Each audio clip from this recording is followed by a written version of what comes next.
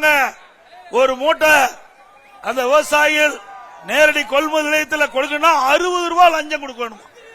இதை யாருட்ட போனோம்?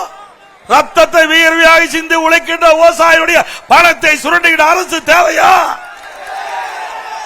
எவ்வளவு கஷ்டப்பட்டு இரவுகள் பாராம ஒரு குழந்தையை வளர்த்துற மாதிரி நெற்பயிர்களை வளைத்து அறுவடை அறுத்து அந்த நெல்மலைகளாம் மூட்டை பிடிச்சி விற்பனை செய்ய கொண்டு போனா அரசாங்க நெல் கொள்முதலத்தில் ஒரு மூட்டைக்கு 60 ரூபாய் லஞ்சம் கேட்கிறாங்க.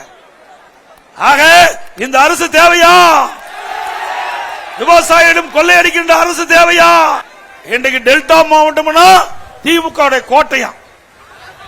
திரு ஸ்டாலின் அவர்களே, அந்த கோட்டையெல்லாம் நொறுங்கி போச்சு. ஒரு முறை மக்கள் ஏமாந்துட்டாங்க, இனி ஏமாற மாட்டாங்க. மக்கள் விழித்துக் கொண்டார்கள், இனி பிழைத்துக் கொள்வார் என்று முடிவு செஞ்சுட்டாங்க.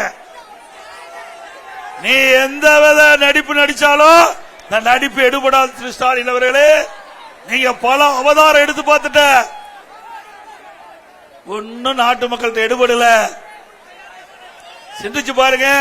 தினந்தோறும் ஒரு திட்டத்தை அறிவிப்பார், ஒரு பேரை வச்சிருவார், அழகா போஸ் கொடுப்பார் தொலைக்காட்சிக்கு, அந்த படம் டிவியில் வரும், அதோட முடிஞ்சு போச்சு. இது மாதிரி இவர் முதலமைச்சரான பிறகு 52 திட்டத்தை அறிவிச்சு 62 குழு போட்டிருக்கார். அந்த குழு என்னாச்சு? ஒண்ணு இல்ல. எப்படி மக்களை ஏமாற்றுறாங்கன்னு பாருங்க. அது மட்டும் இல்ல, திராவிட முன்னேற்ற கழக தேர்தல் அறிக்கையில 525 அறிவிப்புகள் வெளியிட்டீங்க.